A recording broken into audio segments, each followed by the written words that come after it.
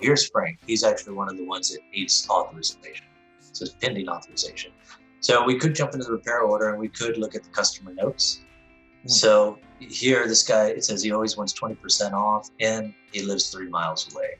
So this guy always looks for a discount. You could also jump into some of your reports. So I'm gonna add another window, but real easy to add these notes. You just hit the edit pencil, scroll down, and you can start plugging in more notes in here if you needed to. Here's Frank Stallone. Now you have all these stats for them.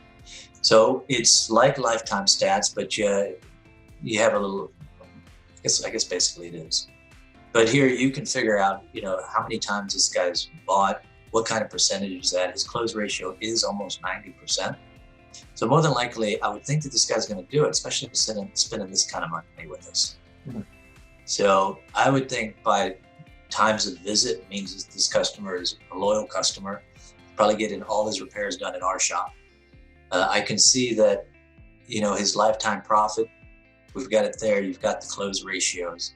You can also search for all his declined jobs to figure out what he's not doing. So if you jumped into it, now we're back in the customers section. And here you can go to your declined jobs. And if you notice, well, this guy's never doing any oil changes or he's never doing any alignments. But more than likely, he's probably going somewhere else for that stuff. Mm-hmm. So now you got some sort of marketing strategy to try to show him that you do this. And now, you can do it all here.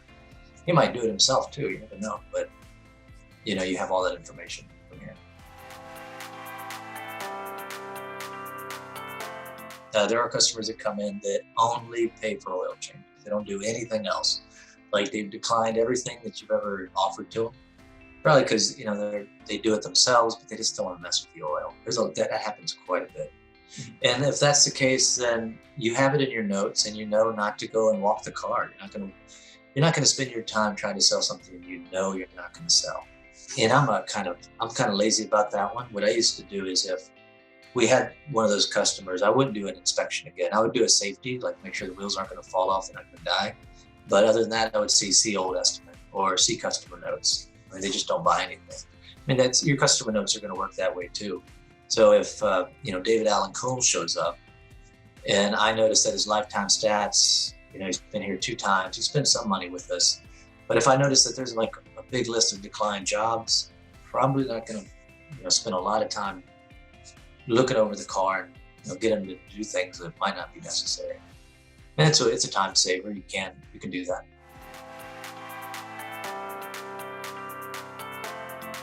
Anytime you post a ticket, it's going to start calculating in your lifetime stats. You do have another tool. So when we create a new customer, you do have the ability to collect customer scores. Like, how did we hear about this customer? So I feel like this is one way that you can gauge your customer, because if it's a referral from someone else who's a good customer, well, they might in turn come out to be a good customer themselves. If you get, this Groupon or coupon that comes in, well, this might be a one-time customer. You try to build a relationship, facilitate it all, but you never know. You never know if that customer is going to stick around or not. So what you can do is you could put special notes for your new customer. And then as far as the car, you're only going to know the customers as well as you do. But as far as the car, you can run that Carfax report. And if you notice that this, let's try Elvis. So if we run this Carfax report and you notice there's some big holes, some big gaps, it looks like it's been sold 3 times. Well, and this means it's been sold. This was probably sold twice. Then it just went through a number of years where it had to get emissions. So this was at the dealer, I guarantee you. The car sat around for a few months and they had to keep doing this to transfer titles. So just like this, this customer just bought this car with high mileage. They're probably not going to fix a whole bunch of stuff. So Carfax doesn't have it all, but just like this is a great example.